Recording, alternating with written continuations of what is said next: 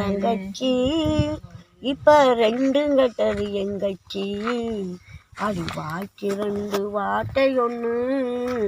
பேசிடாத உமச்சி உன் அண்டரங்களும் தண்டரங்களும் யாருக்குத்தான் தெரியும் இந்த ஆளையிட்ட பொன்மணியும் போராடி வருது